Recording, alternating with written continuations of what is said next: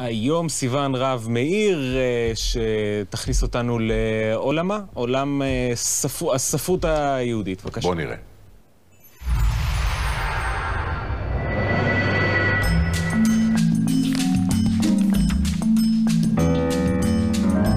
ספר כזה פשוט חייב ערך טוב בוויקיפדיה.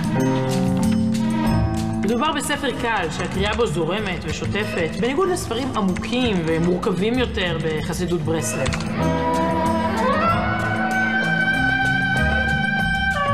זה ספר שאני מרגישה שמאוד מסקרן חלקים נרחבים בחברה הישראלית בשנים האחרונות, ולא יכול להיות שאין בוויקיפדיה ערך שיסביר אותו. מה זה הספר הזה? למה הוא נכתב?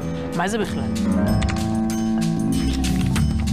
בהקדמה כותב רבי נתן על החיבור שמי שחס על נפשו באמת ישים לב לחיבור הקטן הזה, שהוא מעט הכמות ורב האיכות.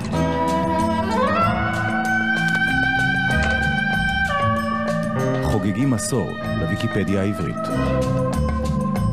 יפה. כן, אבל מה לעשות, עודד, רוב אוכלוסיית העולם פחות קוראת ספרות הלכה ויותר קוראת את הפיד שלה בפייסבוק.